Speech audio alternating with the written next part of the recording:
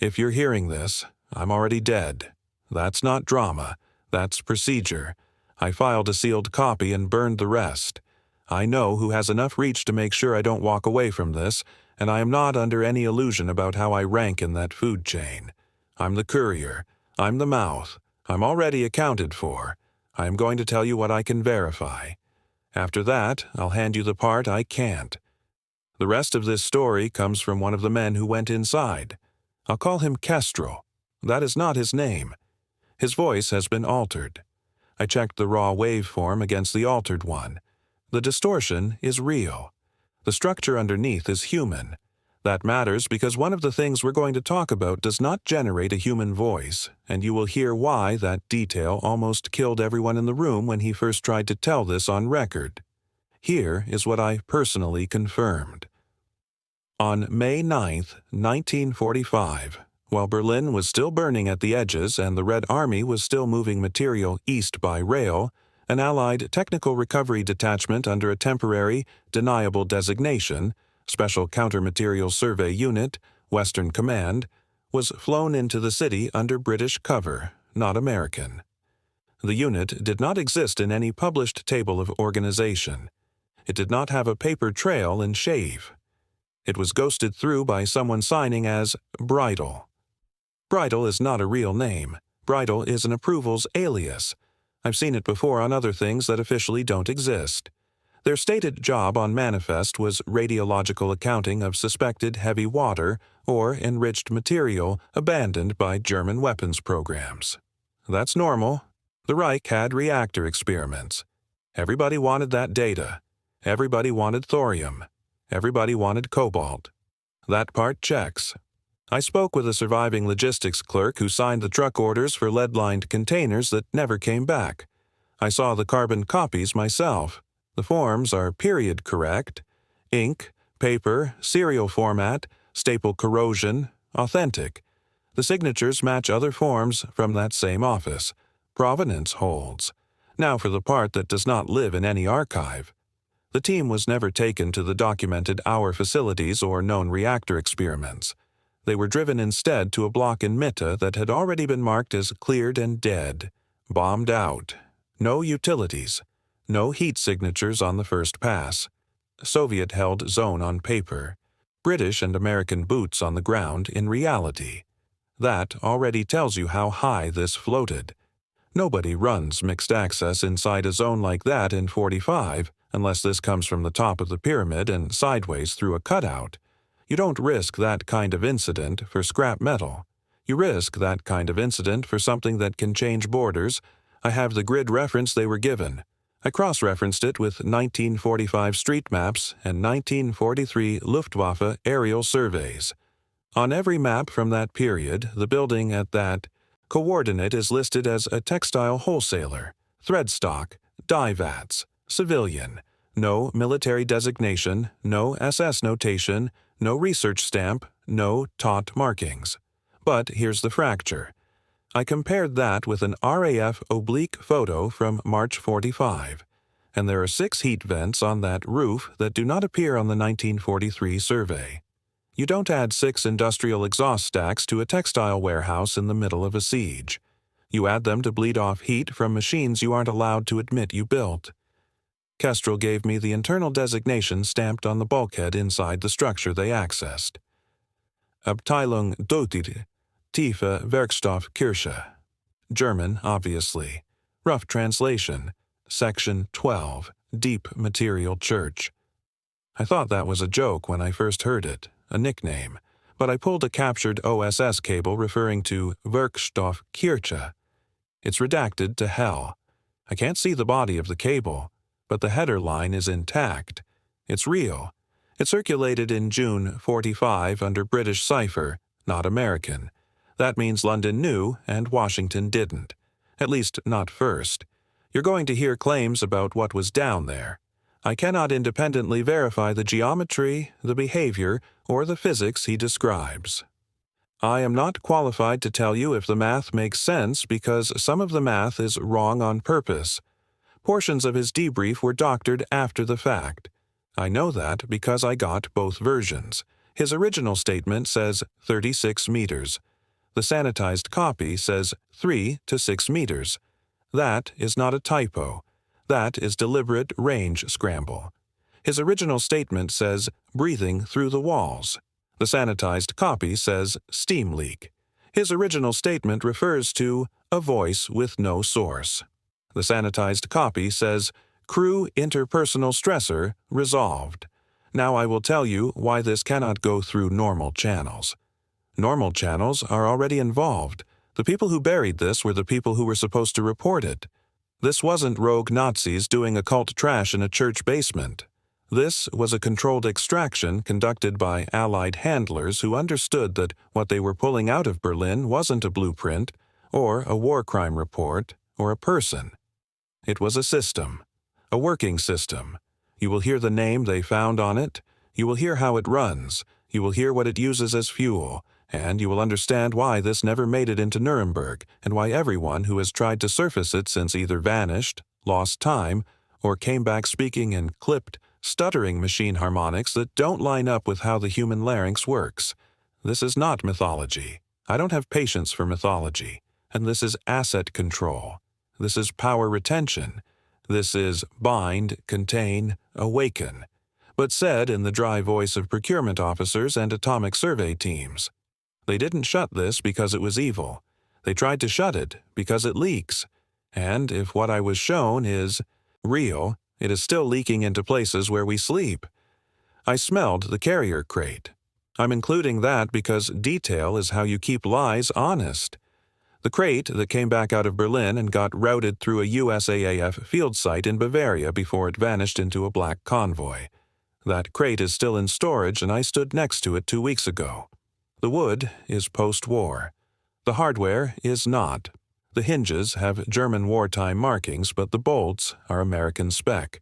The sealant line is some kind of resin that off-gasses a metallic taste that hits the back of your tongue like you're chewing a 9-volt battery. There's a scorch pattern around the seam. Not burn outward, burn inward, like something hot tried to leave and got forced back in. That's real. I saw that. I can testify to that. You can smell ionized air around it even now, like lightning stuck in a box. Kestrel's not stable. I need to warn you about that before you hear him. He does not always track in linear order. His recall loops, he jumps. He apologizes to people who were not on his team. He speaks to someone named Mara, who I cannot identify in any roster. He asks if the anchor held. He asks that more than once. He also asks what year it is, and he is not joking when he asks. I had that part analyzed by a neurologist who used to work for aerospace. Her words, not mine. Whatever happened to him down there did not just scare him. It rewrote his sense of distance between moments. She said that like distance between moments is something that can stretch and tear like canvas. I am not qualified to argue with her. There is risk in giving you this. I'll say that like a lawyer, clean and slow. There is risk in giving you operational level detail of an Allied action that is technically still sealed. There is risk in repeating the project name you're about to hear. There is risk in attaching Allied fingerprints to a system that did not end in 1945.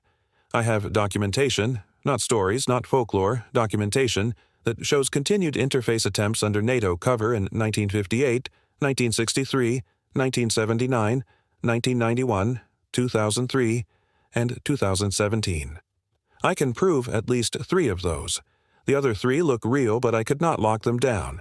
If that timeline is accurate, this isn't a relic, it's an ongoing maintenance contract, a containment program with global reach. That is above my weight class and above my life expectancy. So this is how we're going to do it. I'm going to give you the frame. I'm going to give you what I vetted in open source and what I touched with my own hands.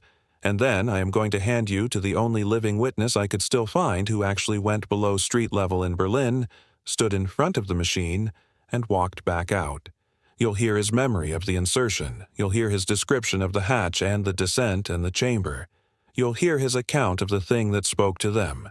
I'm not going to tell you whether you should believe him. I'm going to tell you that after talking to him, every watch in the room lost 9 minutes, and every recording device registered full battery but dumped to 0 the second I asked him to repeat the phrase, material church. I watched that part happen. Instruments notice first. Human fear comes second. What follows is the operative's testimony. Call me Kestrel. That wasn't my call sign in 45, but it's close enough to trip the right nerves for anyone who was there. I held Tech Sergeant rank, U.S. Army Air Forces, seconded to a British Special Inspection Cell for radiological asset recovery. Clearance was blue stripe, then black hash through the stripe. If you never saw that marking, you weren't in it.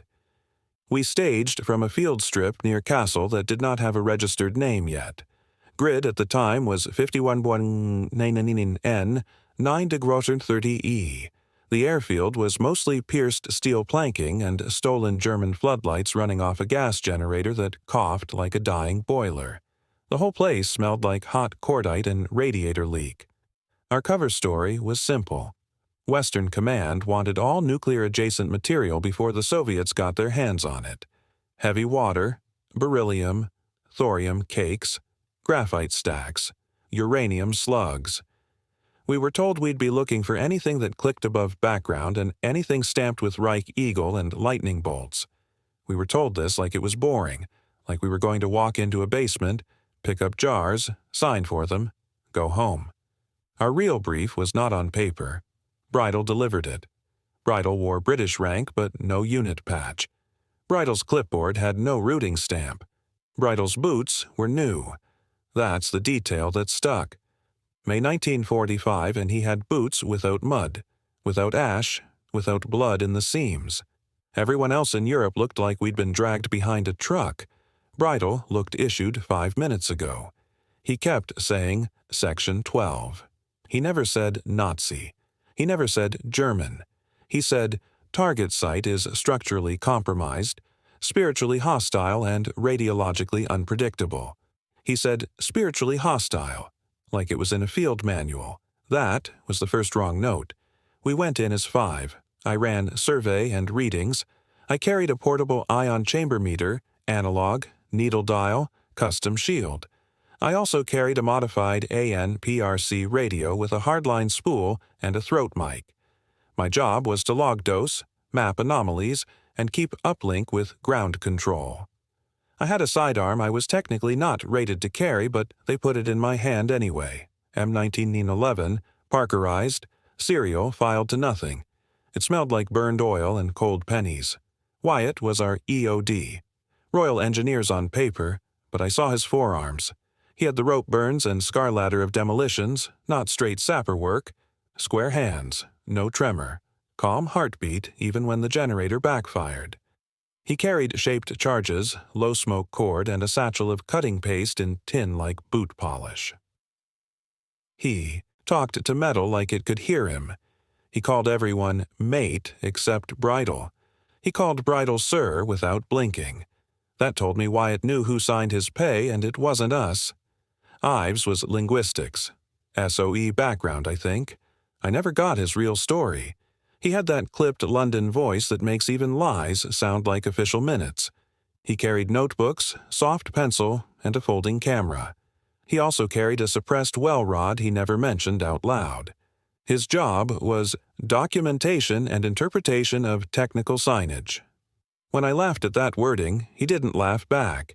He said, "You'd be surprised how fast a war ends when a label gets read the wrong way." His breath always smelled like aspirin and old paper. Rowley was comms and mapping. U.S. Signal Corps, young, freckles, still had good teeth. His heartbeat was too fast. He carried 2 radios, 3 spare batteries, and a reel of copper-clad line that was heavier than it looked.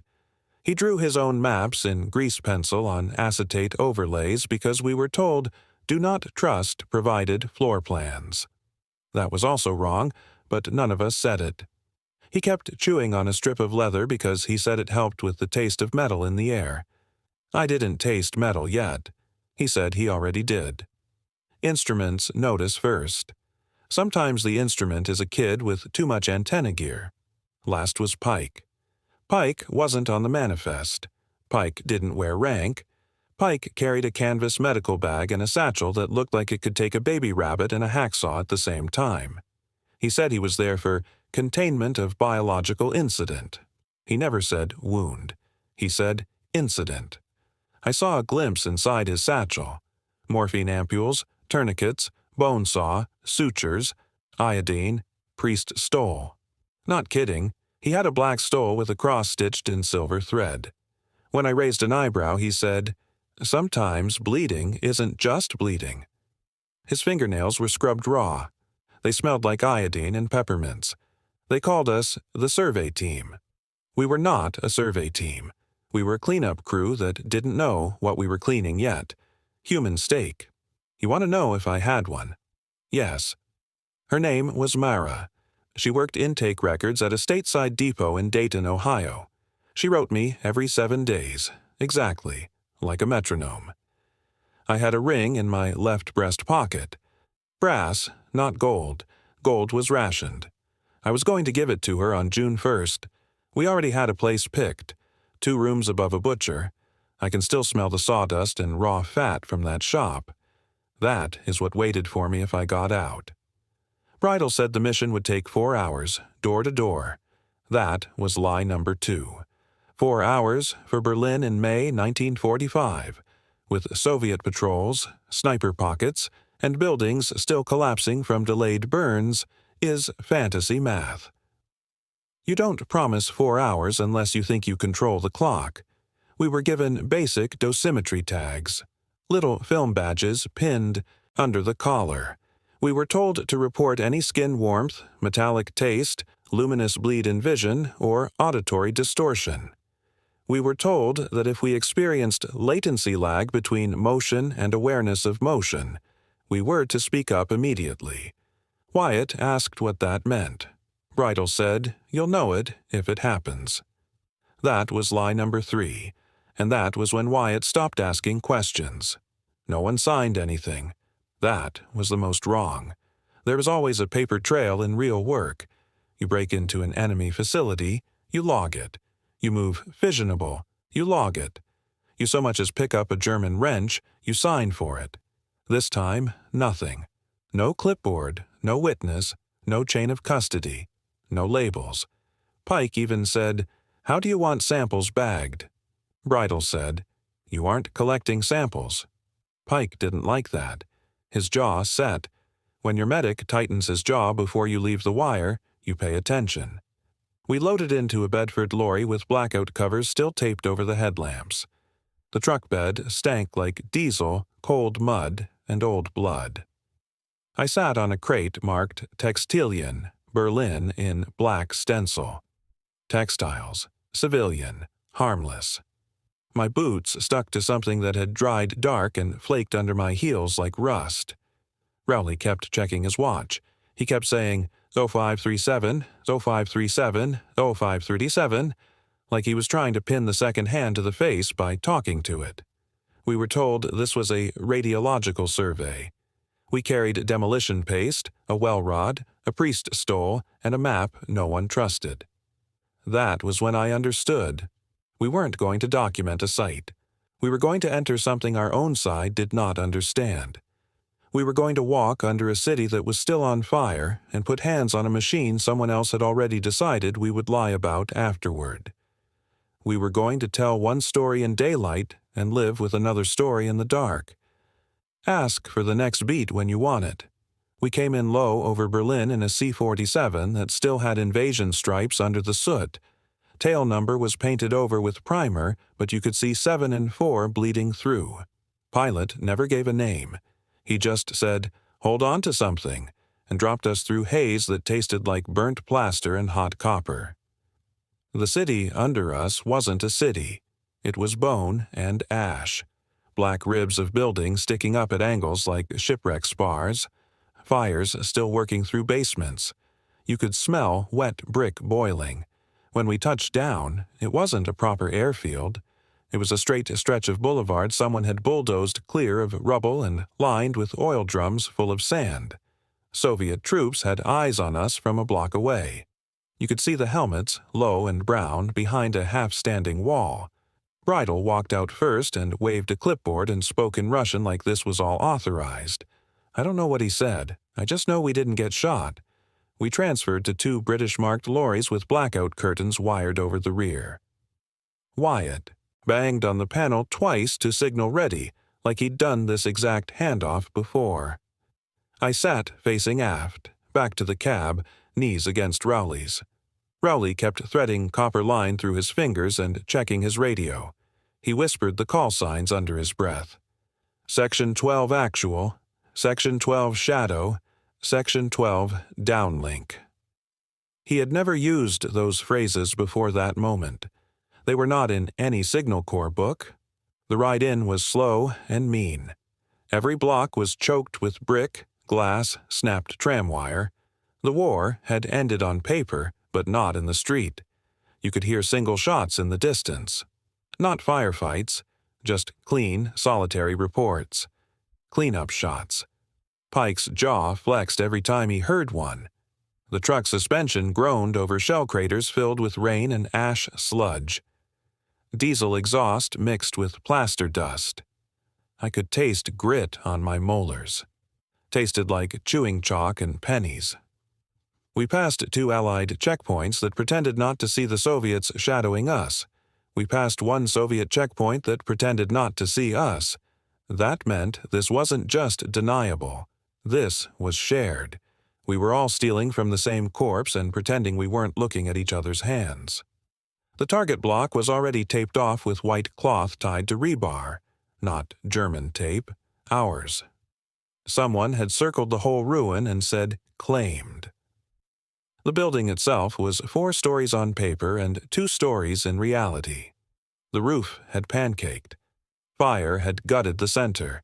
You could still smell cooked insulation and something sweet and wrong under it, like burned syrup. Ives said, "Textile warehouse, my arse." He pointed up. There were vents on the rubble that didn't match the building's age. Welded steel, riveted plates, heat discoloration, fresh work sitting on top of old brick. We dismounted and formed a loose diamond without talking about it. Habit, street still hot. Pike took rear, eyes on windows. Wyatt walked center with his kit slung. I ran a first sweep with the ion chamber meter. The needle sat flat. No spike. Safe. Bridle watched me read the dial like he was watching a bomb timer. He said, "You'll get it in a moment." He said it calm. He already knew. Before we even reached the rubble face, Rowley's radio hissed. Not static. Tone. A single wavering carrier tone that made the fillings in my back molars buzz. Rowley tapped the set. He said, "Section 12, shadow say again." Nothing human answered. Just that tone. High, low, high. It wasn't Morse. It wasn't engine noise. It felt like standing too close to a live transformer in the rain. My throat tasted like the air right before lightning. We climbed. Brick crunched under boots. Dust hung in the air, slow and glittering. Every step made my joints feel slow, like I was moving through warm syrup, half a second behind my own legs. Latency lag. The exact phrase from Bridle's briefing. I hadn't believed it when he said it. Now, my body, understood before my mind caught up. Instruments notice first. On the surface, nothing looked like an entrance, just collapsed floors, snapped beams, twisted iron. But Wyatt crouched low and brushed ash off a slab with his glove. Under the ash was not brick. Under the ash was plate steel. Post-war thickness. Rivet pattern I'd only seen on U-boat hull photographs. German submarine work. Here, under a textile address in the middle of Berlin. Wyatt said, "That's not rubble, that's a hatch." He tapped it with his knuckles. The sound came back wrong. Too deep, too open. Not the solid thud of buried junk. Hollow like a well. I checked radiation again. Needle twitched. Not high, not lethal. Just a pulse. Tick. Flat. Tick. Flat. A heartbeat where there shouldn't be a heartbeat. I looked at Bridle. Bridle nodded once like we'd hit the mark on a map only he could see. The street around us felt off. Quiet in a way Berlin didn't get in 45. No shouting, no engines, no crying, no dogs barking, just little sounds. Drip of water through broken pipe, settling glass. And under that, something else. too low to call a hum, more like a throat clearing behind the wall of the world. Bridle said, "This is Section 12 Asset. You are to document condition, secure core, and exfil. You are not to deviate. You are not to improvise doctrine. You are not to address the occupant. Do you understand?" Pike said, "Occupant?" Bridle ignored him. That made Pike look at me. I shrugged, like I understood. I didn't. Wyatt set charges like he'd rehearsed it. Low-flash compound along the plate seam, shaped to cut hinges, not blow the whole thing sky-high. He muttered to himself while he worked. "I've seen men do that with explosives. It's like a prayer they don't admit is a prayer." Sweat ran off his nose and cut clean lines through the ash on his face. The air smelled like damp concrete and old smoke. My tongue still buzzed with that radio tone even though Rowley's set had gone dead. Rowley ran his copper line out and grounded us to a bent tram rail. He said, "If we lose signal, we still have tether." Ives said, "Son, if we lose signal properly, there won't be a tether to anything you know." Rowley swallowed hard and nodded anyway. Wyatt held up 2 fingers. We all stepped back behind a half wall that looked stable enough to stop fragments. Pike slid his stole around his neck and tucked it into his shirt like he didn't want it seen. I tasted metal on the air again. Not radiation, not ozone. Hot pennies and overcooked meat. Wyatt popped the charge. The blast should have echoed like thunder in a basement. It didn't. The sound went out sharp and then just stopped, like someone closed a hand on it mid-air. The sparks should have sprayed and burned in little arcs. They didn't. They leapt, glowed, then blinked out too fast like they hit water. Physics bent and then pretended it hadn't. We all felt it. We all pretended we hadn't. Wyatt kicked slag off the plate and got his fingers under the edge. He looked at me. I got on the other side. We lifted. Heat rolled out first. Wet heat, like opening a boiler room door in July, then a smell that didn't match heat. Not smoke, not oil. More like old coins soaked in blood and left in a church crypt. Metal and rot and candle wax. We had found the hatch. Ask for the next beat when you want it. The hatch opened like a submarine door laid flat. German steel, rivets clean, hinges new, underside stenciled in black block letters, ABT, Itzu, Tiefe Werkstoffkirche, Section 12, Deep Material Church. Seeing it written like that made my stomach knot. It wasn't a nickname. It was official. Heat came up in steady waves. Berlin above was cold that morning, damp and gray, but the air from below was humid and alive. My glasses fogged. I wiped them with the back of my glove and left a streak of ash and sweat. The fog tasted metallic. You could feel moisture bead on your upper lip, and it wasn't clean water.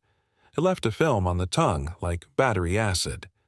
Rowley dropped a chem lamp and watched it fall. It didn't drop like a normal fall. It hung for a fraction of a second, like it had snagged on something invisible, then slid sideways and vanished into black. We never heard it hit bottom. Rowley said, "That's not right." Wyatt said, "We knew that when we got on the plane. Our orders were simple: document, secure core, exfil." Bridle said, "Core," like it was a machine part you could unbolt and carry in a sack. We hadn't seen proof of anything yet, just heat and a wrong fall. But my ion chamber meter needle had started to vibrate. Not rise. Vibrate.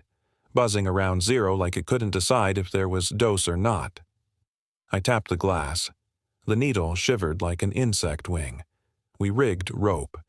Wyatt sunk 2 pitons into what should have been cracked concrete but wasn't. The surface around the hatch throat looked like poured bunker slab, but when his hammer hit it, the sound rang longer than stone, almost like striking bronze. He frowned at that, but kept driving hardware until he trusted it. Pike checked his satchel. Ives checked his pencil. Rowley checked his line. I checked my ring in my pocket. Cold brass against sweat fabric. Anchor. There was sound coming up now. Not talking, not machinery. A tone, layered, almost like radio tuning drift, but thicker. If you stand under a cathedral organ when they test a low register pipe, you don't hear it, you feel your ribs hum. This was like that, except it carried modulation. It carried shape. My ears told me it was just tone. My spine told me it was words in a language I didn't have the bones to hear. I asked Bridal, "Who else knows we're here?" Bridal said, "No one who will interfere." That wasn't an answer. I said, "What about the Soviets?" He said, "If you do your job in a timely manner, they will never know you went below." He said, "Below." Like below was not a physical direction, but a classification. Wyatt clipped in first. Standard descent posture. Boots braced. Rope feed through gloved fist. He eased over the lip and disappeared into heat shimmer. 1 second he was there. Next second just rope sliding into dark. No transition. No gradual fade. Gone like he'd been erased frame by frame. Rowley swallowed hard. "Wyatt?" His voice echoed down. The echo didn't come back right. It came back half a second early, like Wyatt had answered before Rowley finished asking. I felt my pulse in my throat. Pike muttered something soft and Latin under his breath. He did it like habit, not show. Ives went next, then Rowley, then Pike. I was last. Bridal didn't clip in at all. He just watched us go, hands behind his back, like a schoolmaster sending kids into detention. I said, "You're not coming." He said, "My presence below would be a provocation." I said, "To who?" He didn't answer. The rope felt warm. Not from hands. Warm all the way through, like it had been sitting on a radiator for an hour. My gloves came away damp. Sweat and something slicker. The smell rising from the throat got thicker. Copper, candle wax, wet stone, old blood. There was also a faint sweetness like overripe fruit left too long in a pantry. Underneath that, something like ozone, sharp at the back of the nose. Taste of storm air inside a cellar. I swung over and started down. Gravity didn't feel straight. My inner ear said down was down. My eyes said I was sliding across a flat plane at an angle that didn't match my hands. Every couple of meters the light from above pulsed. Not flickered like low power. Pulsed like breath. Glow, dim, glow, dim. I couldn't tell if that was the light changing or my eyes catching up late. Latency lag again. Motion and awareness out of sync. I said, "Rowley, comms check." Rowley's voice floated up from below me and from behind me at the same time. "Section 12 shadow. Reading you. Signal good." His signal meter on his radio showed connected. No frequency, no call band, just that word, connected. Connected to what, exactly? The walls weren't poured concrete like a normal bunker shaft. They looked poured at first glance. Smooth, gray. But when my glove brushed them, there were ridges. Not tool marks, not rebar print. Ribs. Organic curve, repeating at uneven intervals. Like a spine poured into cement and then sanded almost flat. Warm to the touch. Faint vibration under the surface. Like whatever we were touching wasn't dead. Halfway down I saw marks burned into the wall. Not painted, burned. The lines ran in repeating loops that almost made sense and then hurt to look at. Not swastikas, not runes. Nothing like the occult trash I'd seen painted in SS basements. These were clean, geometric, recursive. Circles nested in angles that refused to close at 360 degrees. Little notches that should have met and didn't. My eyes tried to force them to meet. My temples pounded when they wouldn't. Every loop had 3 points thicker than the others. Bind, contain, awaken. It felt like a circuit diagram written by a fever. I said, "Ives, you getting this?" Ives said, from somewhere below, "I'm seeing them, yes." His voice was steady but higher than normal. These aren't for people. These are instructions for machines that think. He said it fast, like he didn't want the words sitting in his mouth. The deeper we went, the thicker the air got. My shirt stuck to my back. Sweat ran down my ribs and felt gritty like there was ash in it. The tone in the shaft grew teeth. You could feel individual spikes in it now, like syllables. Rowley muttered, "It's saying something." Pike said, "Don't answer." Rowley said, "I wasn't planning to." Then my boot hit solid floor. Wyatt was waiting at the bottom, rope in his fist, eyes too wide. His face shone with sweat. Steam came off his shoulders in the humid heat. He said, "Keep quiet. It knows we're here. Ask for the next beat when you want it. The landing chamber should have been a normal service bay. That's what you expect under a hatch. Storage. Pumps." Instead, we stepped into a corridor that didn't match any period architecture I knew. The walls curved, but not in an arc. More like a bend that wanted to be straight and couldn't decide. The floor felt level under my boots, but when I dropped a spare cartridge, it rolled uphill and stopped at Pike's foot. Pike glanced down and his face went pale. The air was thick, humid like boiler rooms in Ohio summers. You could smell metal and old wax and something like meat just starting to turn. Sweat ran into my eyes and stung. My tongue tasted like I'd licked a 9-volt battery. Rowley gagged once and swallowed it back. Lighting came from strips along the seam where wall met ceiling. Not bulbs, not torches, just a dull amber wash that pulsed. Living light, breathing light. Every pulse synced off that tone we'd heard in the shaft. Tone up, light up. Tone down, light down. You could have set a metronome to it. You could have set a heart monitor to it. I checked my radio. Section 12 Shadow. This is survey. Confirm link. The handset felt hot. My throat mic vibrated against my skin like a bee trapped under gauze. The radio faceplate didn't show channel. It didn't show call sign. It just said, "Connected," same as topside. I said, "Connected to what?" No answer. The light pulsed harder for one beat and then settled. Instruments notice first. We moved in stack. Wyatt forward, me behind him, Rowley center, Ives behind Rowley, Pike rear. Standard clearing posture, except none of us pretended we were clearing a normal hallway. Wyatt's shoulders were tight. His breath came slow and even. He held his sidearm low and close, barrel down, finger outside the guard. Professional. Controlled.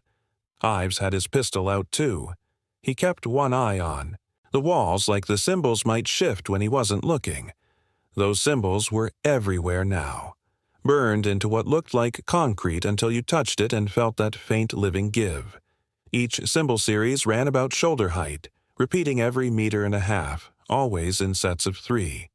Always that same logic that almost closed and then refused to close.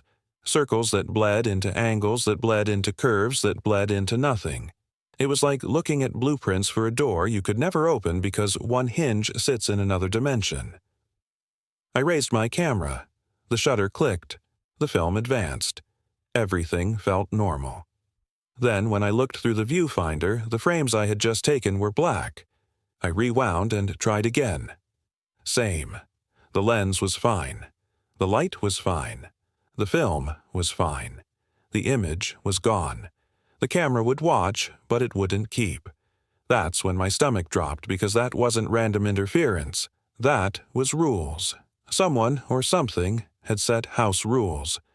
Rowley whispered, "We're off map." He held up his acetate overlay and grease pencil. He'd started drawing the corridor. The lines curved on the page. He lifted his head, looked down the hall, looked back at his sketch, frowned. "This angle doesn't exist. I can't put this angle on paper." He pushed the pencil so hard it snapped. Pike said, soft, "That's fine, son. You're doing fine." His voice didn't match his eyes. His eyes were locked on a dark patch at the far end of the hall. His pupils were blown wide. I saw why. At the edge of the amber wash, where the light fell off, the hall wasn't empty. Something stood just inside that dark. Human height, more or less. Thin, wrong in the shoulders, too long in the upper arm. The outline kind of held, then jittered, then held again, like a film reel with frames missing. I blinked hard. The outline stayed. "Wyatt," I whispered. "I see it," Wyatt said. The shape did not cast a shadow. The light hit it and bent around like water around a post, but nothing hit the floor. Nothing hit the wall behind. It was there, and the world around it agreed it was there, but it wasn't throwing evidence of being there. My skin crawled. Then it moved. Not a step, a phase. One instant it was 6 meters ahead. The next instant it was 4. No transition blur. No in-between frames. Just here, then closer. My spine locked. Pike hissed air through his teeth. Rowley started to lift his radio like it was a cross. The tone in the corridor spiked. High, then low, then high again. I felt my jaw vibrate. My molars ached. My vision wavered like heat off asphalt. The light strobed in sync. The thing stopped. It tilted its head. When it tilted, its head didn't tilt as one piece. It tilted in slices, like you were looking at its head through 4 sheets of glass and each sheet turned a few degrees out of sync. "Do not engage," Ives whispered. His voice shook. I'd never heard Ives shake. I did what my training said. I raised the ion chamber meter and pointed it at the shape. The needle slammed right past the max line, then spun, then dropped to 0 and stuck. The whole meter hummed in my hand. Hot. Pain. Hot. I yanked my hand back. My palm smelled like burned hair and pennies. When I looked, there was a perfect circle blister on my glove where the meter housing had touched. The instrument had tried to read it and had come back with no. Pike whispered, "That's not radiation." Wyatt said, low, "Back left door, move." There was a hatch on the left I hadn't seen until he said it. Flush with the wall, seamless. No handle. No hinges. Just a line. 2 meters tall, cut into that almost concrete. Wyatt pressed his palm to one of the burned symbols. The door hissed. Not opened. Hissed. The wall softened under his hand like wax under a match. He pushed and it gave, folding inward, not swinging. We slid through fast. Wyatt last, Pike first, me tight behind Pike. As soon as we were in, the wall re-hardened behind us. The tone outside damped to a low hum. My ears rang in the sudden, almost quiet. My heart hammered so hard I could feel it in my throat. The room we entered didn't look like a hallway. It looked like a chapel someone had rebuilt out of machine parts. Ask for the next beat when you want it. The chamber was tall. Too tall for where we should have been under the street. Berlin above us was ruin, stacked on ruin. We had dropped maybe 30, 36 meters tops. By rights, we should have been in tight bunker space. This room rose at least 10 meters overhead in a clean oval, walls ribbed with that same almost concrete, cut through with conduits that did not exist in 1945. Cables ran everywhere. Not German cloth-wrapped wire, not Allied rubber-sheathed line. These were braided bundles inside transparent tubing that looked like glass but flexed like muscle. I could see fluid moving inside them, dark, viscous, slow, pumped by something that pulsed in the walls. It wasn't blood, it wasn't oil, it was somewhere in between. The smell hit first.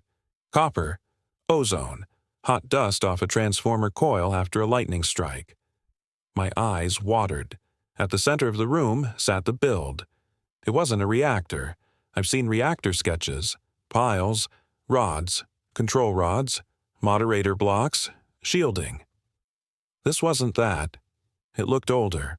It looked like someone had dragged a bronze altar out of a buried city and then grafted modern control racks onto it with cable and welded plate. The base was a squat cylinder, maybe 2 meters across, carved, cast, with relief panels. The panels showed repeating geometry, not faces, not saints.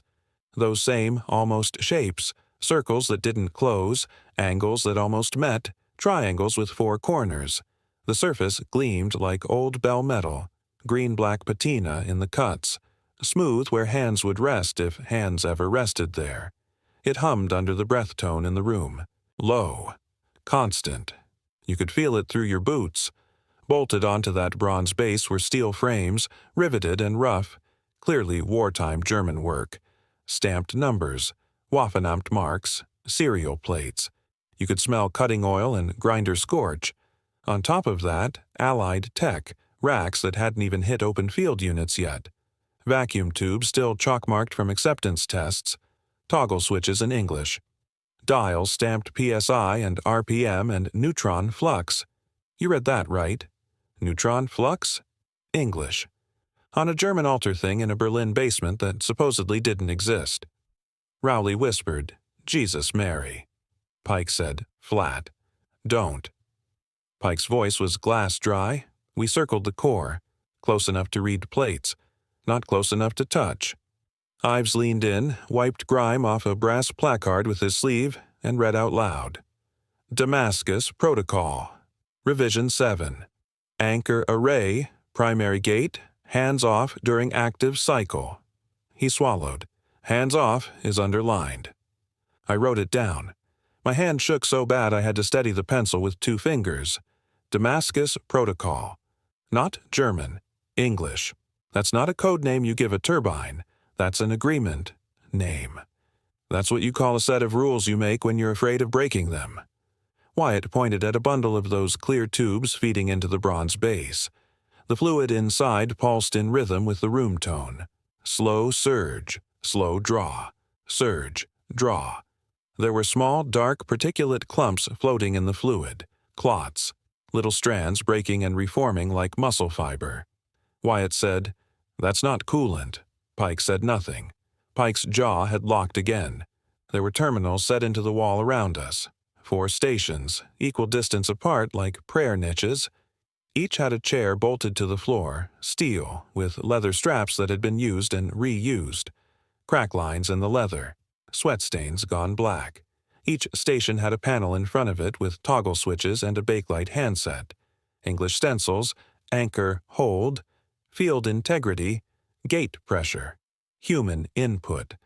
That last one made my skin prickle. Under human input, in a smaller type, someone had scratched a translation in pencil. Opfer. Sacrifice. Ives stared at that word for a long time. His lips moved around it. He didn't say it out loud. I walked to the nearest station. The leather still felt warm. Not room warm. Body warm.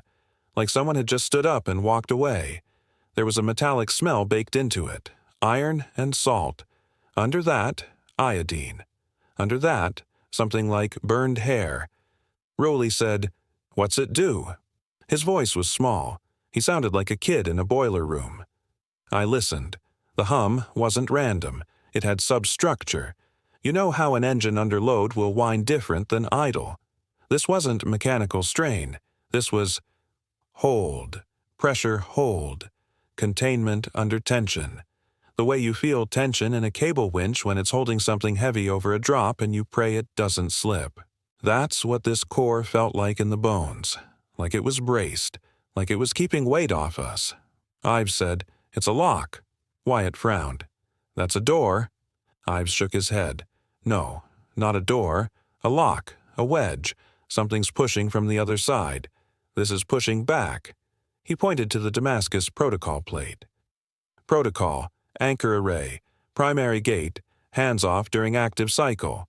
You don't write hands off unless somebody died putting their hands on. Pike finally spoke. Quiet. Careful. Look at the feed lines. We all did. Those clear tubes. That dark pulsing fluid. The clots. "That's not coolant," Pike said again. "That's blood." Wyatt said, automatic. "Blood doesn't look like that." Pike said, "Human blood doesn't look like that." He swallowed. "Not all of it, anyway." My stomach turned. The air tasted like pennies and hot dust. I licked my lips and got a film that wasn't sweat. My tongue went numb at the tip. I spit on the floor. The spit hit, sizzled, and smoked. Pike grabbed my wrist. "Don't touch your face." I nodded. Rowley had his radio up. Section 12, Shadow, we have core visuals. Repeat. We have core visuals. Requesting exfil timer. Requesting... He stopped. His face went slack. He held the radio away from his head like it had bitten him. I put my ear close. It wasn't static coming out of the speaker. It wasn't a voice either. It was the same corridor tone, but compressed, sped up, jammed into a narrow band. Layers of it, overlaid. It felt like something was trying to speak through a throat it didn't have, borrowing ours. For a second, under all that modulation, I heard Mara say my name, clear, calm, the exact way she sounded on paper when she wrote, "Come home safe, we're not done yet." My stomach dropped through my boots. I jerked back like I'd been shot. Pike grabbed the radio and snapped it off. "No more of that," he hissed. Wyatt looked at me. "You good?" I nodded. Lie. The core pulsed. Once, hard. The whole room brightened, dimmed. The straps on the chairs twitched like something under the leather had just pulled. The Damascus Protocol plate rang like struck metal. You could feel the sound, not hear it. My molars rattled. My vision swam. Then a shape unfolded from behind the core. Ask for the next beat when you want it.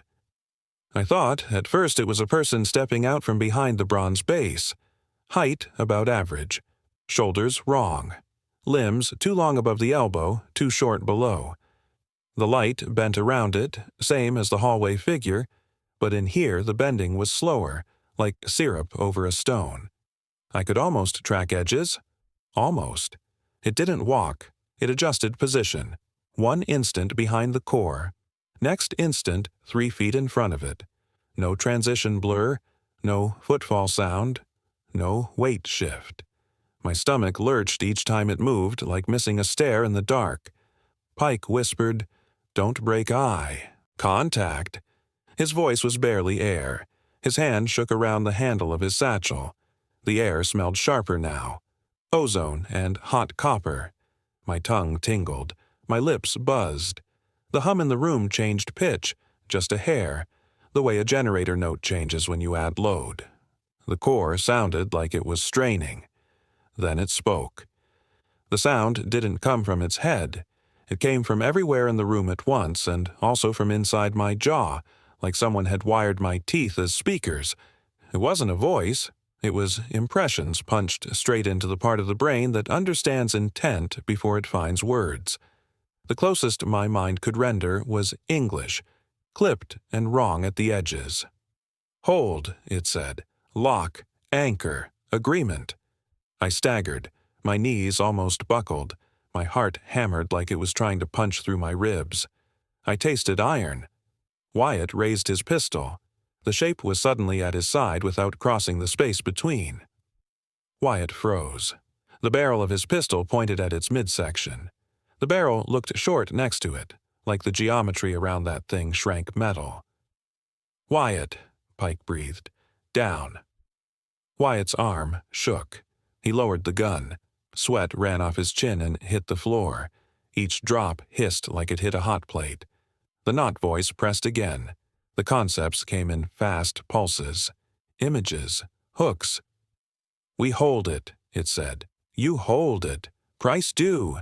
It flooded my head with flashing cuts that didn't feel like dreams. They felt like memory from a future that hadn't happened yet. A city with no sun. A hallway made of bone and rebar. A river of people walking into light and not walking back out. A clock face with no hands, only a slow, dark ripple moving under the glass. I gagged. Bitter acid hit the back of my throat. Pike shoved a rag between my teeth. "Bite," he snapped. "Don't let it down your throat." I bit hard. The rag tasted like iodine and leather. Ives forced a word out. "Agreement implies 2 parties." His voice sounded far away, like he was underwater. He pointed one shaking finger at the Damascus Protocol plate. "Who wrote that? Who signed first?" The shape tilted in slices, head moving one way, shoulders lagging, elbows catching up half a beat later. "You came," it said. "You asked. You built hold. We kept inside. We demand payment." Rowley whispered, "Payment?" His freckles stood out stark against skin gone white. The response hit all of us at once like a spike of light behind the eyes. Life due, memory due, time due. It wasn't threatening. That was the worst part. It wasn't angry. It wasn't pleading. It was stating contract terms like a quartermaster reading off ration allotments. Pike swallowed. Define. Life. The shape flickered. For a second, where its chest should have been, I saw faces. Fast. Too fast. Rows of faces layered like glass plates. Some German, some British, some American. One or two I couldn't place. Eyes open. Mouth slack. Skin pale like candle wax. Not screaming, just empty. Hung. Suspended. Preserved. Life, it said. Flesh into field. Heat into anchor. Burn. Feed. Hold. My stomach rolled. I tasted bile and metal. Sweat stung my eyes. The room smelled like hot pennies and boiled fat. Ives whispered, "Jesus." Pike hissed, "Don't say that." Rowley stammered, "Memory? What do you mean, memory?" Flash. My first home. Mara laughing in April sun behind the butcher, wiping flour on my cheek. The ring in my pocket, warm from my chest. Her handwriting on onion skin paper. The sound of her breath when she fell asleep with the lights still on. Gone. For one blind second, it was gone. I knew I had something there, but I couldn't see it, couldn't feel it, couldn't name her. Blank. Panic like drowning. Then it slammed back. Too hard, too bright.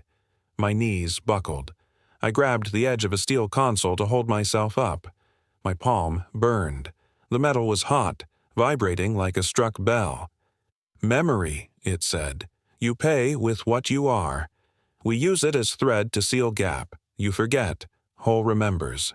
I was shaking. Pike gripped my shoulder hard enough to bruise. His hand felt ice cold, even in that heat. He whispered, "Breathe. Breathe now." I dragged air into my lungs. The air tasted like copper wire. Wyatt gritted his teeth. And time? What's time debt? The shape leaned in. It didn't walk. It didn't lean like a man. It repositioned so its not face was inches from Wyatt's. Wyatt didn't blink. I could see the pulse hammering in his throat. Time, it said. We hold it open. You walk out, you owe back, you pay later. That one knocked Rowley flat. He dropped to his knees, radio clattering. He clutched his head and sobbed once, sharp like a kid who just realized the dog he loves isn't breathing. Pike knelt with him, hand on his neck, whispering steady. Ives tried to make his voice calm. So, the arrangement is containment. He pointed at the core. His hand shook so hard, finger and thumb rattled against each other. This array. Damascus Protocol. You keep something on the far side from breaching. We help you hold. We feed this thing blood, life, memory, and slices of our own time. In exchange, we get to leave the room alive. Yes, it said. Term holds.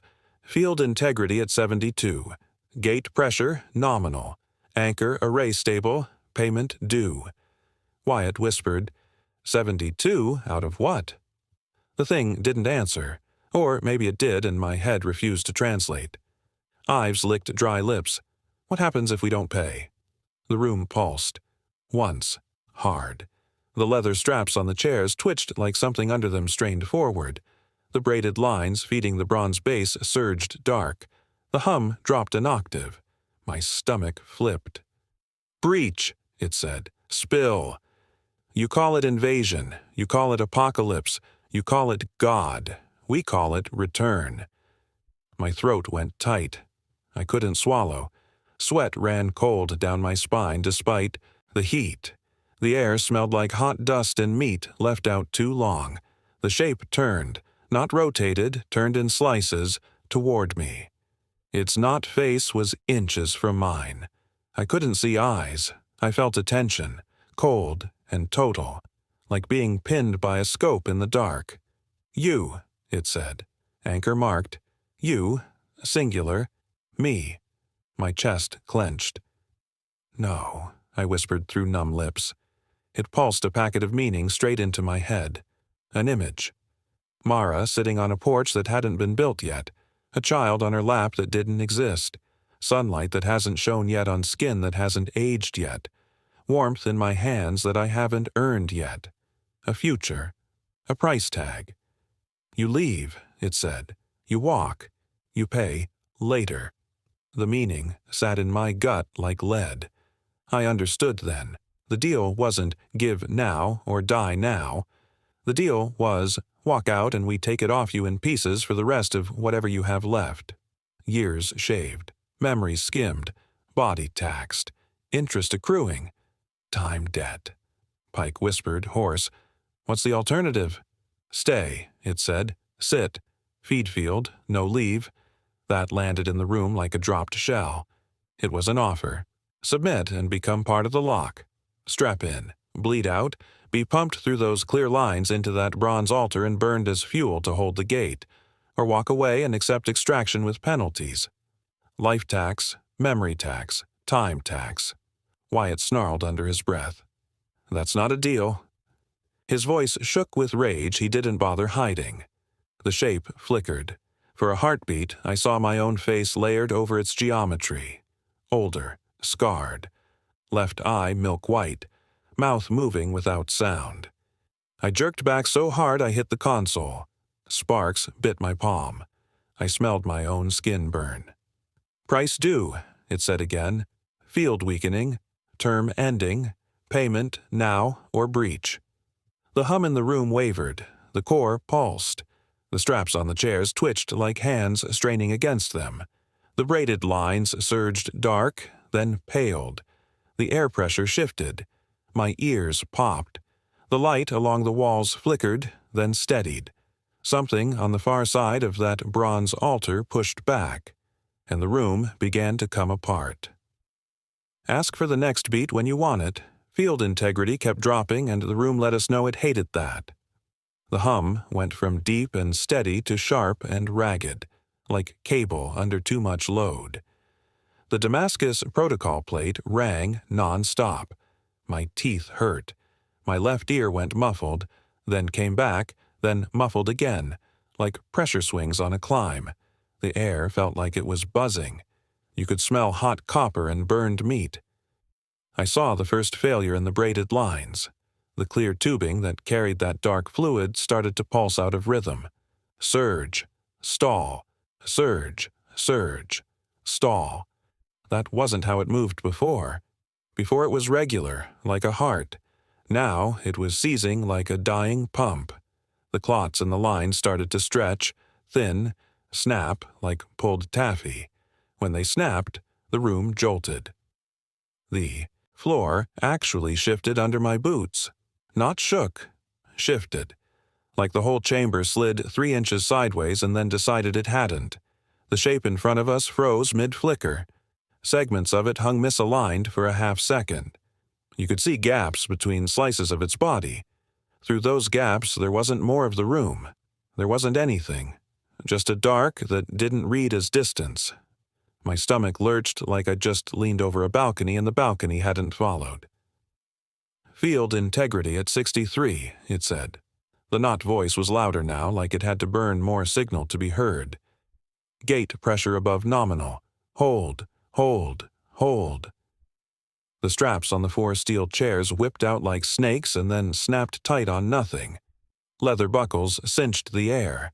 You could hear the squeak and strain of pull against wrists and ankles that weren't there. Sweat marks bloomed fresh on old leather. The smell coming off those chairs was hot iron and iodine and old fear soaked into leather so deep you'll never get it out. Then geometry folded. I don't have softer language for you. The chamber walls did not crack, explode, melt, or collapse. They folded. They bent in on axes that should not exist in a human room. The oval went long, then shallow, then tall, then long again, like someone was kneading space with both hands.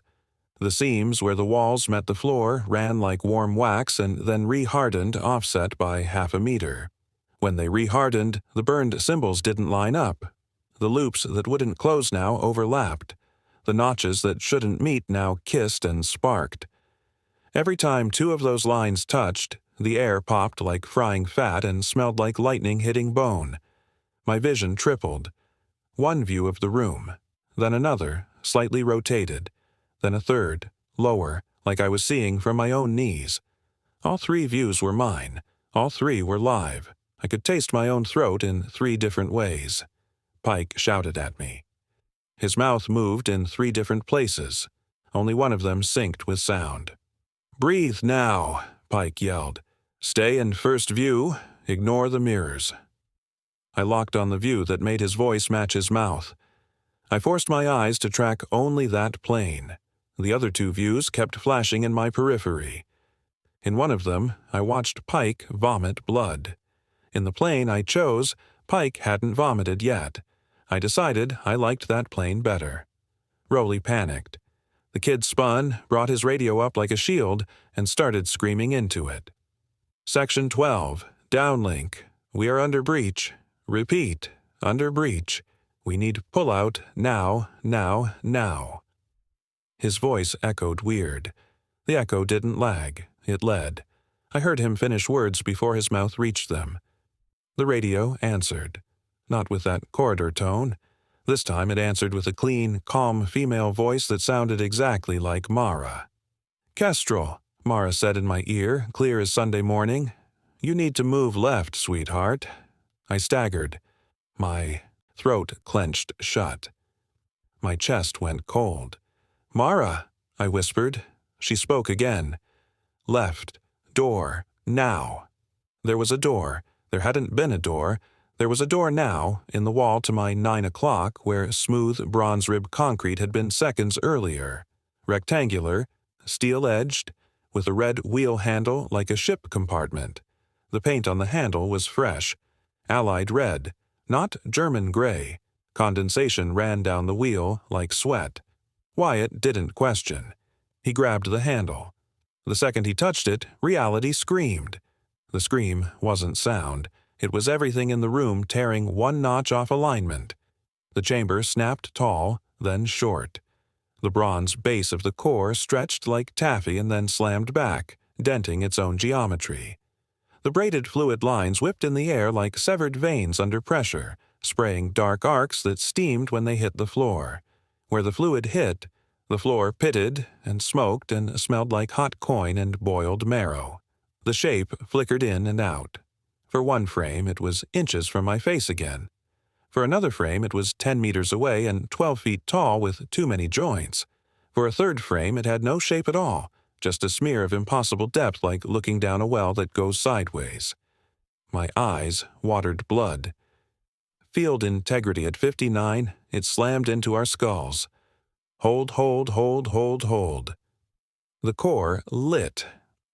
I don't mean glow. Light punched out of the Damascus Protocol assembly like a rod being pulled white-hot from a forge. Clean. Actinic. No flicker. Every hair on my arms stood up. The copper taste in my mouth went hard bitter, like sucking on a blown fuse. The steel consoles around us rattled and shook. Needles on gauges spun. Toggles snapped up and down by themselves. On one panel, under Human Input, OPFER, a little bakelite key turned with no hand on it. Then time broke. I watched Wyatt shoulder the door and haul it open. At the same time, I watched him still reaching for the handle.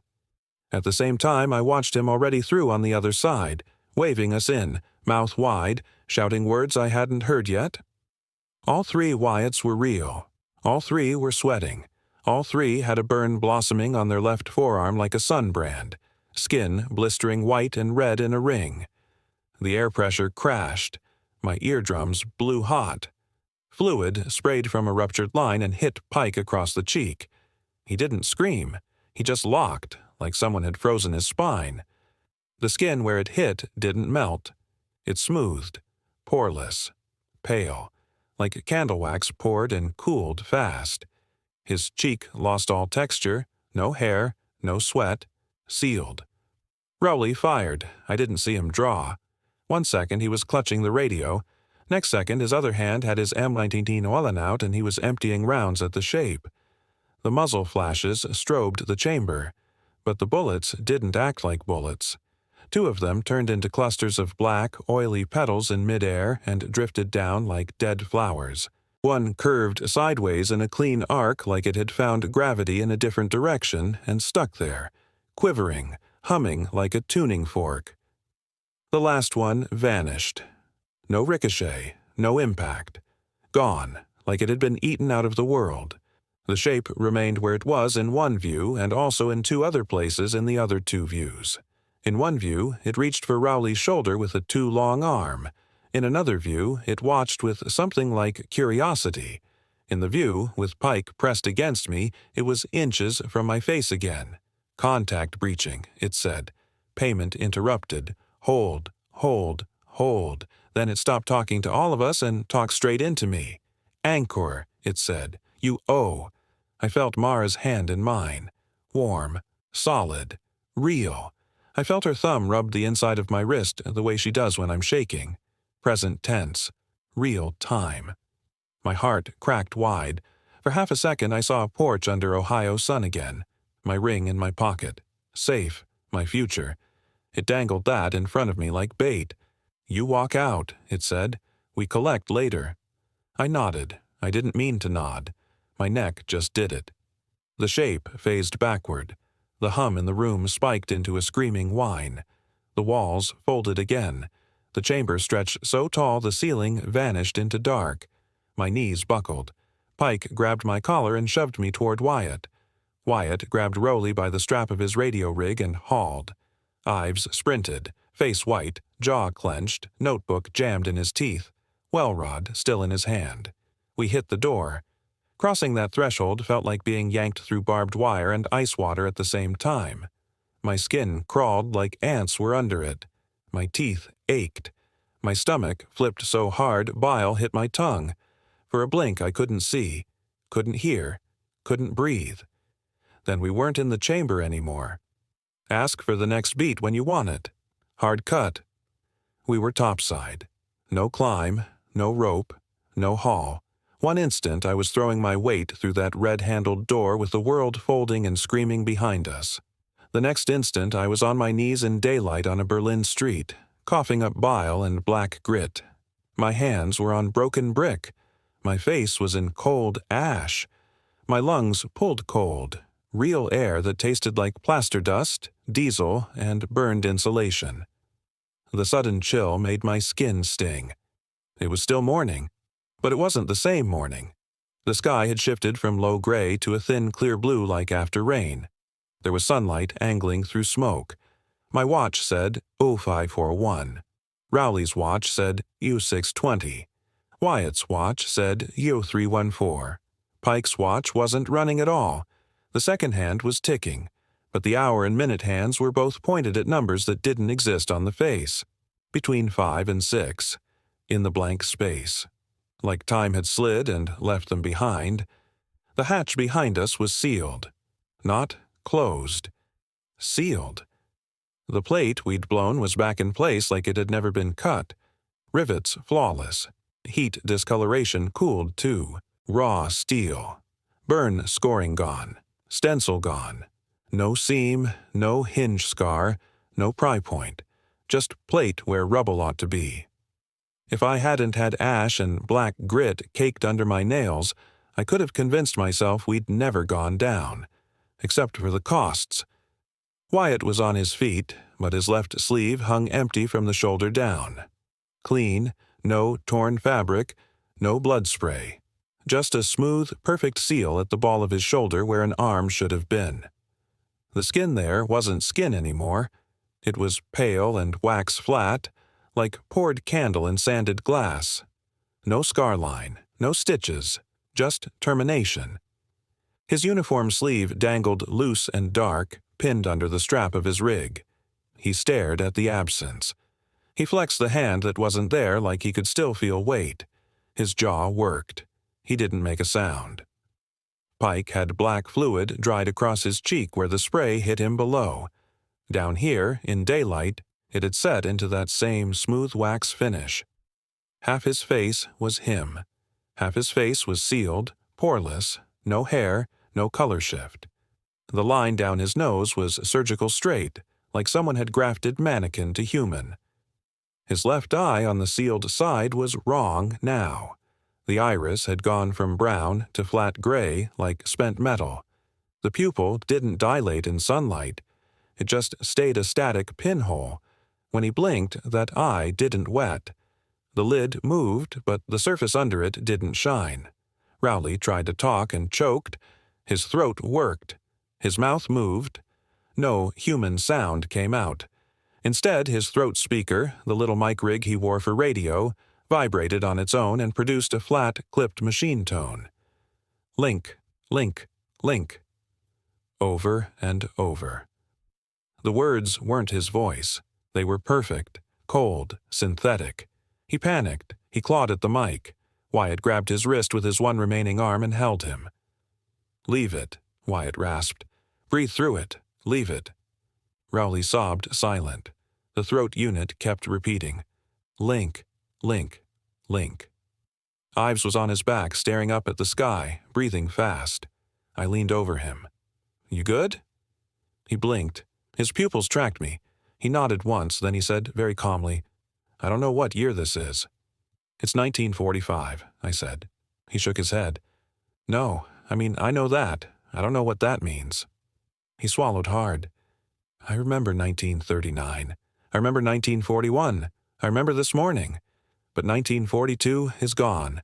I know we had a 1942. I know I did things in 1942. I can't see any of it. It's just blank, like someone put a tarp over a whole year." His eyes filled, but he didn't cry. "Did we lose?" I didn't answer. I couldn't. I checked myself. Both arms still there, both legs still there, skin intact. But there was a new ache under my breastbone. Deep, sharp, rhythmic, not heart, other side. Every few seconds it pulsed, then cooled. Pushed, then cooled. Like something had been installed under my ribs and it was syncing with a signal I couldn't hear anymore. The taste of metal at the back of my tongue wouldn't clear. My hands shook. I reached for my pocket. The ring I'd made for Mara was still there. Brass, warm, familiar. I held it in my fist so tight the edges cut into my palm. Anchor, anchor, anchor. My heartbeat tried to sink to that ache under my ribs and failed. Wyatt finally spoke. "Roll call," he said, voice rough. "Here," Pike said. His machine eye stared straight. The other eye flicked across each of us, fast, clinical. Rowley raised a shaking hand. The throat box spoke for him. "Present." Ives sat up. "Here," he whispered. "Unless I'm not." Wyatt looked at me. I nodded. "Here." We all turned to where Bridle should have been. He wasn't. The street around us was empty. No lorry, no Bridle, no Soviet shadow team across the block, no British cover unit, no burned-out ambulance. The entire block felt clean, wrong clean, like someone had vacuumed the war out of a 50-meter radius and left quiet in its place. You could still hear Berlin in the distance, engines, shouted Russian, boots on broken glass, but inside our circle there was nothing but drip water and settling ash. Wyatt spat on the cobbles. The spit steamed. He hissed and wiped his mouth with the back of his remaining hand. "We were gone longer than 4 hours," he said. I checked my watch again. The face said Yo541. My guts said days. My bones said old. There was dust on my boots that wasn't Berlin dust. Fine, silvery. Not ash, not concrete. When I rubbed it between my fingers, it felt like powdered bone and cold iron. Pike tore open his medical satchel and started triage from habit because that's what medics do when everything else is broken. He wrapped Wyatt's sealed shoulder out of reflex even though there was no blood to stop. He checked Rowley's airway even though Rowley's airway wasn't the thing talking anymore. He shined a penlight in Ives's eyes. He hesitated before looking me over. "How do you feel?" he asked. "I feel like something's still inside," I said. He went very still. "Where?" I tapped under my left ribs. He nodded once. "Don't touch there," he said. "What happens if I touch there?" "You don't want to find out." We tried to orient. Street names were the same. Buildings were the same shapes of ruin. But something about the angles wasn't Berlin anymore. The tram lines overhead sagged in curves that were just a hair too smooth, like someone had redrawn gravity with a steadier hand. The shadows on the cobbles didn't line up with the sun. My own shadow had a stutter to it. You could see it lag when I moved, then catch up. We had no rope, no samples, no photos that would hold, no proof except damage we couldn't explain and costs we didn't remember paying. That was when 2 British MPs rounded the corner with rifles up like they'd been standing just out of sight the whole time. "Hands where I can see." "Them," one barked. Pike lifted his hands slow. Wyatt stared at his missing arm and gave a dry little laugh. Rowley tried to shout friendly, but his throat box just said, "Link." The MP with the stripes flinched at that sound and pulled his rifle even tighter into his shoulder. Then Bridle stepped out from behind them, boots still spotless. "Stand down," he said. "They're ours." The MPs backed off half a step, but they did not lower rifles. Bridle looked at us. He scanned Wyatt's sealed stump, Pike's half-dead face, Rowley's hijacked voice, Ives' empty year, and my shaking hands. He didn't look surprised. He didn't look horrified. He just looked like a man checking inventory after a rough shipment. He said, "All right, we'll debrief at secondary. You're done here." Wyatt stared at him. "That's it?" His voice was a dry rasp. "That's all you've got?" Bridle's eyes were flat. "Congratulations," he said. "You've just prevented a strategic spill event. Let's get you inside." And just like that, we were assets. Ask for the next beat when you want it. They didn't take us back to Castle. They didn't take us to any field strip I recognized.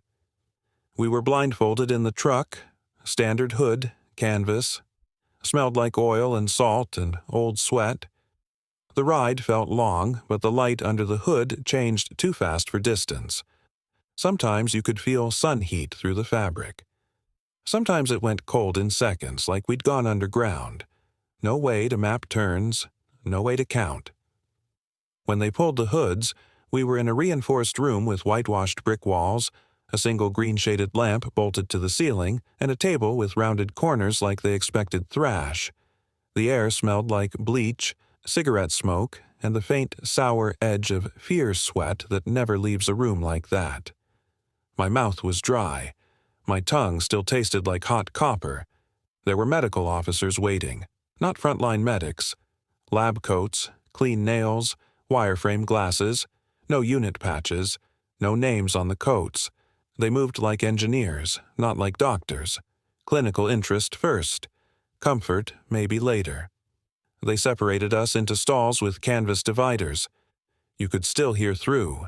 That was on purpose.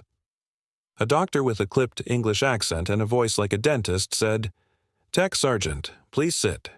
He didn't call me Kestrel. He called me Tech Sergeant. Cold, neutral, replaceable. He took my vitals, heart rate high, BP high, pupils reactive, reflexes delayed on the left side, normal on the right. He tapped under my ribs with 2 fingers. When he got to the ache, my whole body jerked. White pain flashed up my spine. I grabbed the edge of the table and swore. He nodded like I'd confirmed something expected. He wrote on a clipboard. "What is that?" I said through clenched teeth. "What did they put in me?" He didn't look up. "No foreign bodies detected," he said. "No shrapnel, no embedded fragments. Your scans are normal." "There were no scans," I said. He clicked his tongue like I'd missed a question. "Blood normal. No anomalous isotopes above background, no burns, no soft tissue trauma, no acute radiation syndrome." I laughed, loud and ugly. "Wyatt's missing an arm," I said. "Rowley can't talk. Pike's face looks like a half-melted candle. Ives lost a year. You call that normal?" He looked up then. His eyes were calm and empty. "Nothing abnormal detected," he said again, slow, like he was practicing a line. "So that's how it was going to be. They didn't ask us, 'What happened to you?' They asked us, 'What did you touch?' They didn't ask, 'What did you see?' They asked, 'What did you physically remove from the site?' They didn't want a story. They wanted inventory leaks, containment breaches, accountability. A second man, older, American, hair gone thin, wearing Air Force's insignia with no name tape, slid into my stall after the doctor left. He didn't sit. He leaned on the table. His code name was Cutter. You could smell Old Spice on him under the cigarette smoke. He didn't bother with comfort. He just said, "Walk me through the room." So I did. I told him about the bronze base, the cables with fluid, the English stencils, the Damascus Protocol plate, the 4 chairs with straps. I told him about the hum, the tone, the offer, the price. He didn't blink when I said sacrifice. He didn't blink when I said blood feed. He didn't blink when I said time debt. He only blinked when I said Damascus Protocol. "Say that again," he said. "Damascus Protocol," I said. "Revision 7, anchor array, primary gate, hands off during active cycle." He nodded like that was the only line that mattered. He wrote it down. He underlined it twice. He didn't underline anything else. "Did you recover any plates, samples, or documentation?" he asked. "No," I said. "Nothing came up. We didn't carry out anything physical." He smiled without humor. "That's good," he said. "That'll save us trouble." I stared at him. Save who trouble? He ignored that. "What about personnel contact?" he asked. "Did you engage hostile enemy combatants?" "Not enemy combatants," I said. "Something else." "Describe." I tried. I told him about the figure in slices, the way it moved, the way it spoke without sound, the phrases it used. Anchor, hold, payment due. I told him about how it looked when it leaned in close and called me anchor marked. I told him how Mara's voice came out of Rowley's radio. He stopped writing. He looked up slow. "Who is Mara?" "My fiancée," I said. He nodded once. "Strike that," he said and drew a line through the note. "We'll call it auditory artifact." My throat went dry. "You erase her from this and we're going to have a problem," I said. He smiled, that same tired smile. "We already have a problem," he said. "Your problem is survivable. Let's keep it that way." They let me hear the official debrief before I signed it. In their version, we entered an experimental German heavy water test cell. We discovered improvised radiological apparatus and evidence of Allied sabotage teams captured and executed there. We encountered hazardous vapor exposure, which caused transient neurological disturbance and localized dermal scarring to certain members of the team. We neutralized a remaining SS Guard element in close-quarters engagement. We then withdrew under sporadic sniper fire, suffering 1 traumatic amputation due to enemy high explosive. That's what they wrote for Wyatt. Enemy high explosive. Not, your arm is gone but the skin sealed itself like poured wax and there's no blood. For Rowley they wrote, temporary laryngeal strain due to inhaled particulate. Not, your human voice is gone and your throat mic now broadcasts machine code on its own. For Pike they wrote, chemical burn from ruptured radiator line. Not, half your face is dead plastic and your left eye doesn't blink anymore. For Ives they wrote nothing. They didn't mention memory loss at all. They just wrote fatigue. For me, they wrote minor blunt force trauma. They made us sign. Wyatt refused. They pulled Wyatt out of the room. I heard shouting. I heard a dull thud. I heard a chair skid and bang. Then I heard silence. When Wyatt came back, his eyes were flat and far away. He signed. His remaining hand shook so bad the signature crawled. We didn't get medals. We got transfers. Wyatt was told he'd be reassigned to an internal protection detail. Cutter said it like a promotion. I heard containment duty. One arm still expected to pull a trigger. A man who'd already been priced. Rowley was told he was being seconded to signals development. That means they wanted his broken voice. His throat unit kept whispering, "Link, link, link," even when he slept in the chair. They wanted that. Pike was told he'd be retained for medical study and doctrinal adjustment. He didn't like the word retained. His machine eye didn't move when they said it. His good eye did. Ives was told nothing. He just disappeared between a blink and a breath. 1 second, he was at the table chewing aspirin with his empty year. The next second, the stall canvas flapped like someone had just walked out. When I pulled the curtain back, the chair was empty and still warm. His notebook was gone. Me? Cutter leaned close so the others couldn't hear and said, "We're classifying you as psychologically unstable and recommending compassionate stateside rotation." He smiled. "That means you get to go home, son." "I don't feel unstable," I said. He tapped 2 fingers under my ribs, right, where that installed ache pulsed. White light popped behind my eyes. My spine lit. I almost blacked out. I tasted pennies and bone smoke. "You are," he said quietly. "And now, you're ours." He slid a folded paper across the table. "You will not discuss Section 12, Damascus Protocol, or any events that occurred between your recorded ingress time and your recorded egress time with any party not read in under, bridal, cutter, or successor authority. Violation will be prosecuted under military secrecy statutes up to and including summary action in the field." "Summary action," I said. My voice sounded small, even to me. He smiled that tired smile again. "Come on, Tech Sergeant," he said. "The war's over. You're going home. Congratulations." They stamped us cleared. They stamped reality classified. They called what we brought back assets. They never once used the word hurt. Ask for the next beat when you want it. I am the journalist. I am present tense. I am not guessing anymore. By now you understand this is not one ruined German lab in May 1945. What I have is not a ghost story. It's doctrine. It repeats. It travels.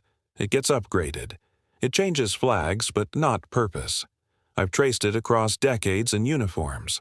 I have dates, units, hardware, outcomes, and in every single case, language that echoes hold, contain, anchor, payment due. This is where I start putting pins in the map. June 2nd, 1958. A deep early warning line inspection flight diverts off plan in the Canadian Arctic. Officially, extreme weather.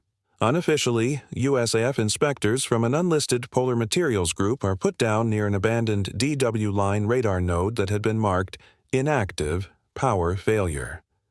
The men on that team were told they were investigating Soviet signal spoofing. The air temperature outside was 22 grads. Inside the node, they recorded 30% ambient and 88% humidity. That humidity figure is in the log. Arctic air does not do that. One inspector's teeth all cracked along the gum line within 24 hours of exit, like they'd been hit with sudden, violent pressure shift. He was reassigned to a listening post in Greenland and told his dental trauma was from a fall. The phrase, Angkor Array, Rev 9, appears in his handwritten notes. Rev 9. Damascus Protocol was Rev 7 in Berlin. April 14, 1963. Spetsnaz detachment under Northern Command runs a reliability test on a decommissioned over-the-horizon radar installation near Murmansk. I have a translated fragment from a Soviet after-action memo. Redactions everywhere. The surviving lines reference unusual pressure event in sublevel 4 and containment chair 3 non-functional. One soldier is noted as rendered hero of the Union. Posthumous? Cause of death: structural collapse during NATO sabotage response. The autopsy summary that accompanies that award does not describe crush trauma. It describes tissue liquefaction, consistent with high-frequency cavitation. That is not how concrete kills you. That is how focused vibration turns living meat into slurry without breaking skin. The memo also references an agreement schedule. In Russian, graphic oplata, payment schedule, May 28, 1982, South Atlantic, Falklands Theater. The public story is SAS night work against Argentine ordnance dumps. The actual log, handwritten, copied twice, then smuggled, calls it a deep penetrator retrieval, not an ammo raid. The team's helicopter hovers over a rock shelf with no recorded structure beneath it. Thermal shows a heat source under solid granite. The sergeant leading that team reports, tone present across SquadNet with no transmitter keyed. He also reports one of his men stopped casting a shadow under rotor light for 11 minutes, then resumed, but the resumed shadow lagged one full step behind his boots. That same operator aged out of service in under 5 years with white hair and cataracts in both eyes at 32.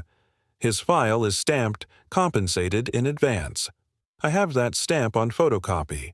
Same ink color, same font weight as "compensated in advance" on a 1945 British internal memo about Section 12.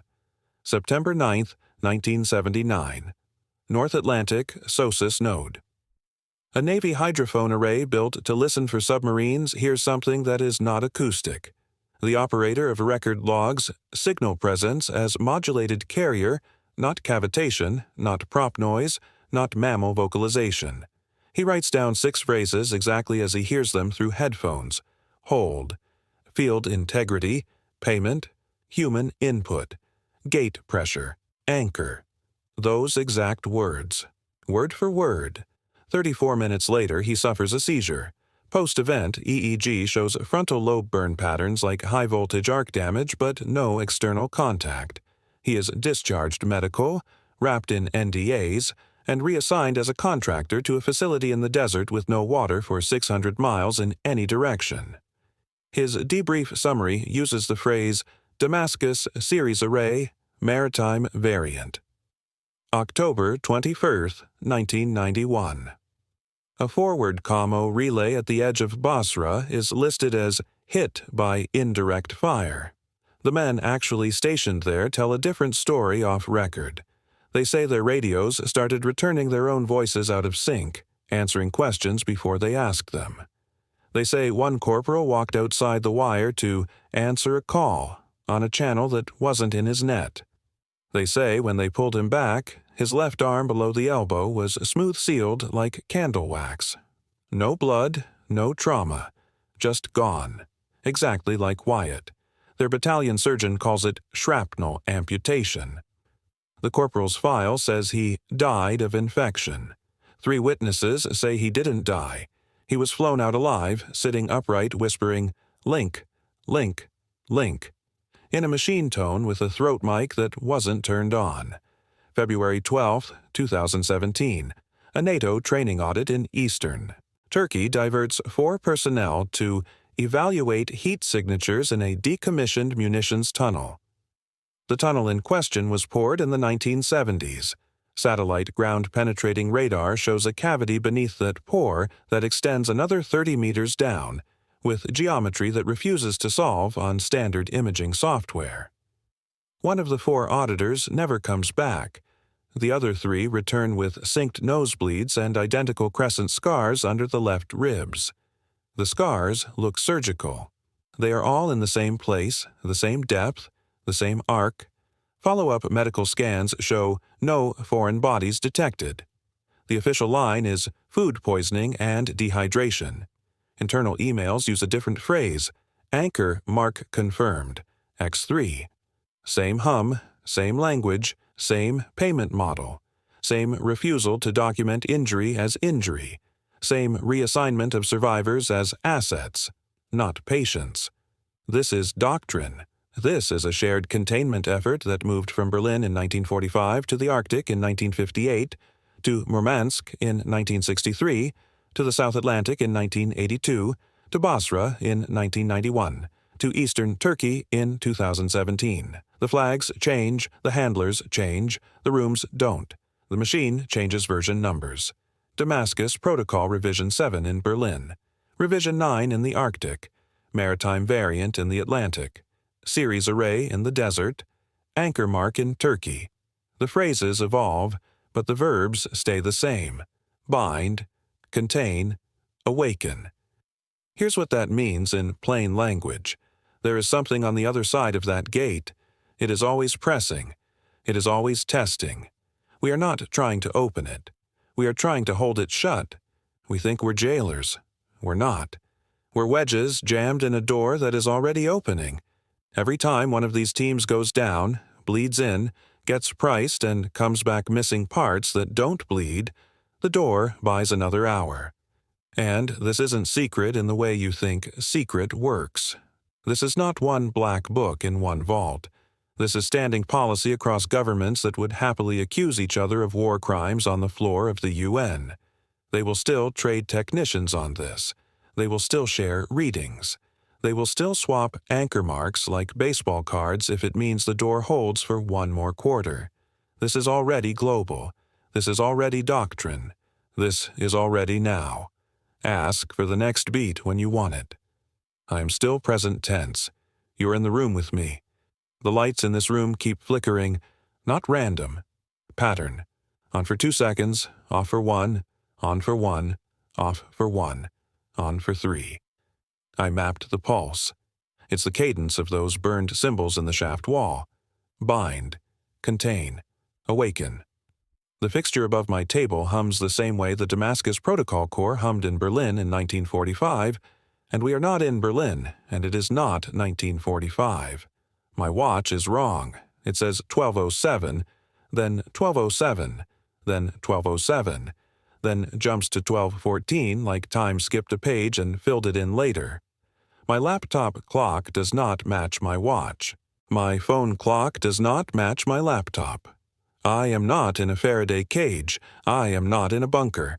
I am in a rented room over a closed bakery with peeling paint and a fan that rattles like loose screws. I can smell sugar and old flour from downstairs. I can also smell the faint, high bite of ozone that should not be in a bakery. There are footsteps in the hall. Not boots, not shoes. Too evenly spaced. Too light to carry a full human weight. Too heavy to be mouse or pipe creak. The cadence is wrong. Human gait is heel-toe, heel-toe, heel-toe, with micro-variations in timing. This is click, click, click, click. Identical pressure each step, identical interval each time, no pause for breath, no shift for balance.